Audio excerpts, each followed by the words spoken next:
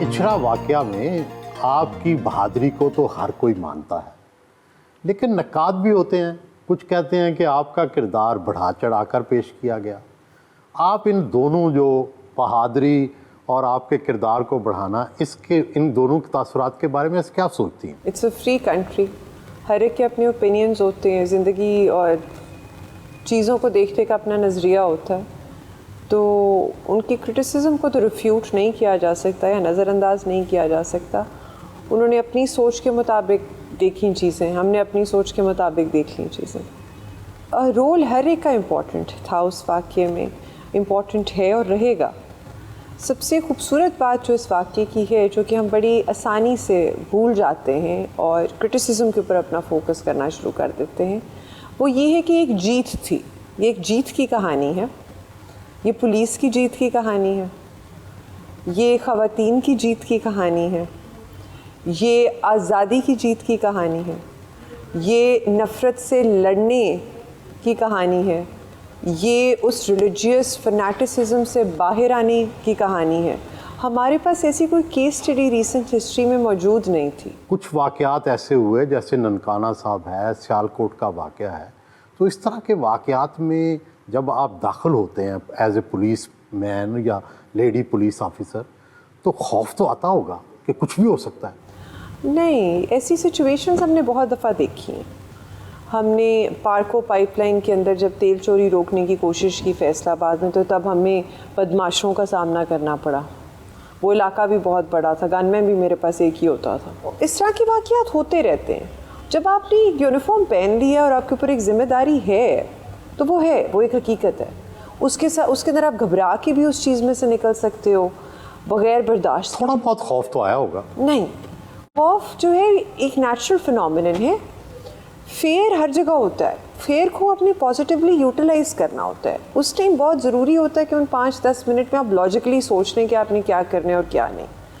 परेशान होने से बहुत बेहतर है कि सोच लिया जाए कि सिचुएशन को संभालना कैसे। कई लोग ये भी एतराज़ करते हैं कि खातून से माफ़ीनामा लिखवाई गई, माफ़ीनामा लिखवाया गया, तो क्या वाकई वो माफ़ीनामा था या उसकी क्या ज़रूरत थी? खातून ने लिख के कुछ नहीं दिया। हमें खातून की लाइफ, सैंक्टिटी और सेल्फ रिस्पेक्ट सबसे ज़्यादा इम्पॉर्टेंट है। तो हम बस ये चाहते थे कि क्लैरिफिकेशन हो जो खातून ने अपनी कंसेंट से दी। जहाँ तक माफ़ी लिखने का ताल्लुक़ है, तो माफ़ीनामा तो लिखा दूसरों ने, माजरत दूसरों ने की और कहा कि ये ऐसी कोई बात नहीं है, नाउज़बिल्ला कोई कुरानी आयात नहीं लिखी हुई और हमसे गलती हुई है और मिसकम्युनिकेशन हुई है, और फिर बाद में FIR भी लॉन्च कर दी गई। आजकल सोशल मीडिया पे हर तरह की गपशप भी चलती है। कहा जा रहा है कि आप मोहसिन नकवी के रिश्तेदार हैं और किसी हवाले से आप पाकिस्तान की एक सबसे ताकतवर शख्सियत की भी रिश्तेदार हैं, बल्कि शजरा बना दिया गया है। क्या हकीकत है, आपकी कोई रिश्तेदारी है? Sir, it would have been an honour to be associated with them as a family member, but ऐसी कोई बात नहीं है। कोई आपकी दूर की रिश्तेदारी भी नहीं? नहीं सर, ऐसी कोई बात नहीं।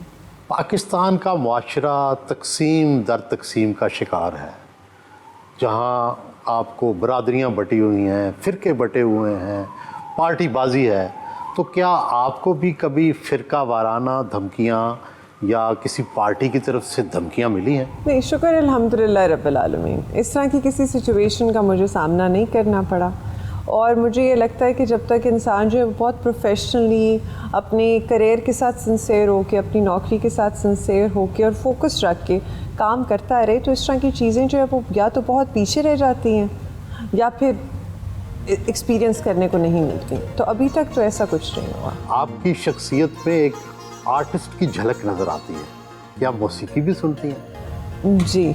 और किसकी मौसीकी? मुझे नासिर काज़मी की गज़लें बहुत पसंद हैं। उसमें तो उदासी बड़ी है। उदासी नहीं है, मुझे वो मेरे CSS की इंटरव्यू की प्रेपरेशन का टाइम याद आ जाता है, जब मुझे आदत थी कि इस खिड़की के सामने मेरी स्टडी टेबल होती है। रात को पढ़ने का शौक़ है तो खिड़की खोल देनी, ठंडा मौसम था जब ये इंटरव्यू की तैयारी कर रहे थे हम, कोई साइकिल वाला जा रहा है तो उसकी आवाज़ आ रही है कि लगता था ठीक है दुनिया चल रही है। तो उसके अंदर पढ़ते हुए अगर गाने लगे होते थे, इस तरह की गज़लें लगी होती थी तो अच्छा लगता था।